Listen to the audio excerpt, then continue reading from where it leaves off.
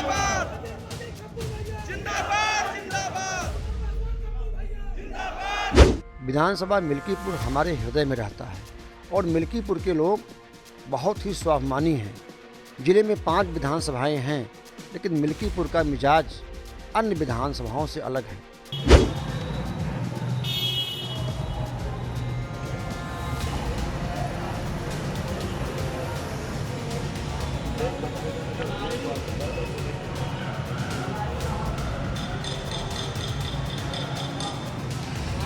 सर्द मौसम की हवाएं जैसे जैसे बह रही हैं, वैसे वैसे मिल्कीपुर उपचुनाव की भी सरगर्मी तेजी से बढ़ रही है। हालांकि ब्राह्मण मतों को साधने के लिए जिस तरह से समाजवादी पार्टी पवन पांडे को उतारी है, कहीं ना कहीं उसी प्रकार भाजपा ने खब्बू तिवारी जी को उतारा है। आज हमारे साथ हैं खब्बू तिवारी जी। किस तरीके से देखते हैं मिल्कीपुर चुनाव को?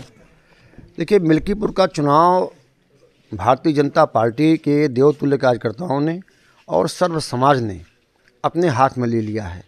और जब जिस अभियान की कमान सर्व समाज के हाथ में होती है, वो अभियान सफल होता है। और मिल्कीपुर का चुनाव हम लोग ऐतिहासिक मतों से भारतीय जनता पार्टी जीतने जा रही है। जातीय समीकरण की बात की जाए तो वहाँ पर ब्राह्मण वोट ज़्यादा है मिल्कीपुर में। तो क्या इसी नज़रिए से आपको जो है लखनऊ बुलाकर मुख्यमंत्री जी मुलाकात करके उसके बाद आपको चुनावी रणनीति में उतार दिया है? भारतीय जनता पार्टी का कार्यकर्ता होने के नाते माननीय मुख्यमंत्री जी से हमेशा भेंट मुलाकात हुआ करती है।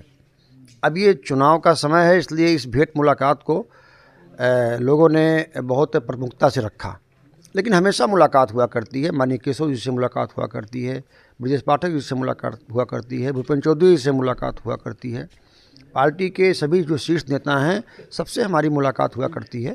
ये बहुत ही सामान्य विषय है। ये इतना बड़ा मुद्दा नहीं है कि मुलाकात हुई तब हम लगे। उसके पहले से ही भारतीय जनता पार्टी का कार्यकर्ता होने के नाते हम भारतीय जनता पार्टी के साथ थे। नहीं, जिस तरीके से देखा गया कि मिल्कीपुर जब नामांकन था चंद्रभानु पासवान जी का, तो उसमें नामांकन के कार्यालय पर वहाँ पे आपकी फ़ोटो नहीं देखी गई, तो कुछ ब्राह्मण नाराज़ हुए और उसके बाद ऐसी ऐसी बातें आई सामने। क्या ऐसा लगता है आपको? नहीं, हमें इस बारे में नहीं पता है। और ये बहुत ही सामान्य बात है कि जो समर्थक होते हैं वो अपने नेताओं का सम्मान चाहते हैं, तो ये बहुत ही सामान्य चीज़ है। लेकिन भारतीय जनता पार्टी का कार्यकर्ता होने के नाते इसका हमें फ़र्क नहीं पड़ता कि कहाँ फ़ोटो है, कहाँ फ़ोटो नहीं है, कहाँ बुलाया गया, कहाँ नहीं बुलाया गया, इसका कोई फ़र्क नहीं पड़ता है। मैं पहले से ही मन हमारा, जब मैं राजनीति की शुरुआत किया उस समय से ही हमने प्रतिज्ञा ले लिया था कि हम जहाँ रहेंगे मजबूती से रहेंगे, एक तरफा रहेंगे। और उसमें हमारा 2 चेहरा नहीं है, एक चेहरा है। भाजपा में हैं तो भाजपा की ही बात करेंगे, भाजपा को जिताने की ही बात करेंगे और भाजपा को जिताकर ही हम जो है दम लेंगे। आपको क्या लगता है कि मिल्कीपुर उपचुनाव में कौन सी जात का पलड़ा भारी रहेगा? कौन सी जाति ऐसी रहेगी जो जीत हार का फैसला करेगी?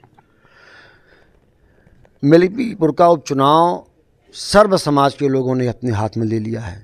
नहीं, जिस प्रकार से विधायक जी, जिस प्रकार से देखा गया कि लोकसभा चुनाव में कहीं ना कहीं पासी बिरादरी के वोटर हावी रहे, तो मिल्कीपुर उपचुनाव में क्या देखते हैं आप? नहीं, ऐसा नहीं है। इसमें इस उपचुनाव में सर्व समाज के लोग हमारे साथ हैं। और ये बात आप आज नोट कर लीजिए, 8 तारीख को फिर बात कीजिएगा। हम लोग 75-80 हज़ार वोटों से चुनाव जीतेंगे। तो ये दावा है आपका? हाँ, 100% दावा है और सर्व समाज साथ है। और मिल्कीपुर के नौजवानों ने, बुजुर्गों ने, सर्व समाज के लोगों ने, वहाँ के सम्मानित मतदाताओं ने इस चुनाव को अपने हाथ में ले लिया है। उस स्वयं प्रत्याशी बनकर चुनाव लड़ रहे हैं। जातीय समीकरण के आधार पर जैसे समाजवादी पार्टी के भी नेता जातिवार उतारे गए हैं और वैसे भाजपा के भी देखे जा रहे हैं, तो क्या लगता है क्या फ़र्क पड़ेगा? किसी भी चुनाव में हर पार्टी अपने अनुसार जो है चुनाव का प्रचार करती है, अपने नेताओं को वहाँ भेजती है, चुनाव का प्रचार कराती है। वो उस पार्टी का अपना विषय है। अन्य पार्टियों में नेता प्रचार कर रहे हैं और हमारी पार्टी में लाखों लाख देवतुल्य कार्यकर्ता अपने आप को प्रत्याशी मान लिए हैं और प्रत्याशी मानकर चंद्रभानु पासवान को विजयी बनाने के लिए तत्पर हैं। एक लास्ट सवाल ये है कि क्या आपको लगता है कि आपके मिल्कीपुर में जाने से क्या ब्राह्मण मतदाता एक तरफा वोट करेंगे भाजपा को? मिल्कीपुर में मैं आज से नहीं जा रहा हूँ। मिल्कीपुर का हमारा बहुत भावनात्मक रिश्ता है। विधानसभा मिल्कीपुर हमारे हृदय में रहता है और मिल्कीपुर के लोग बहुत ही स्वाभिमानी हैं। ज़िले में 5 विधानसभाएं हैं, लेकिन मिल्कीपुर का मिजाज अन्य विधानसभाओं से अलग है।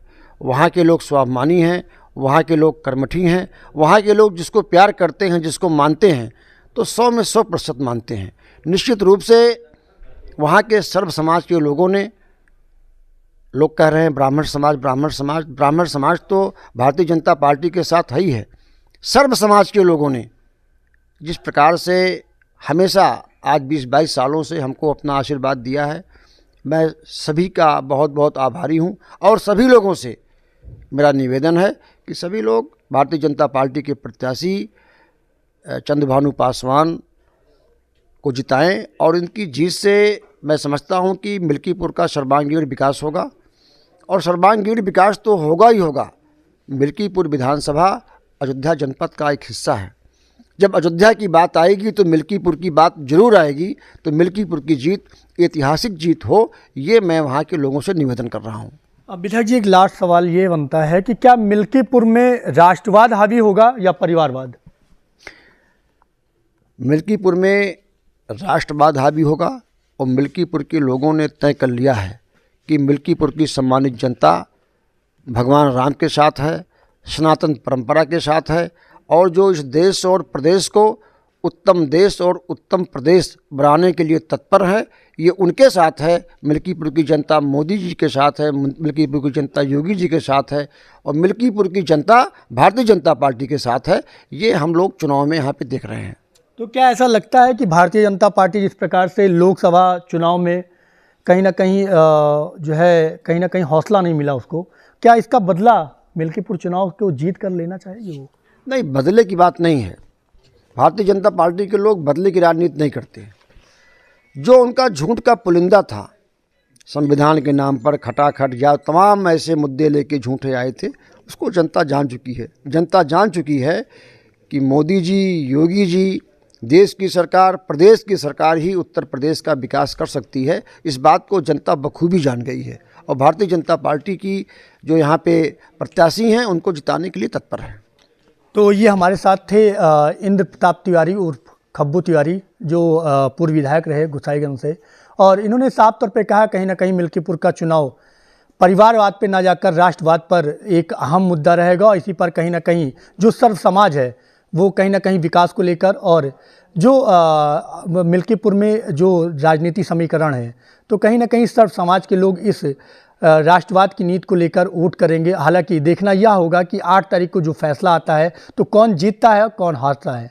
अयोध्या से IBC 24 के लिए अपूर्व भट्ट।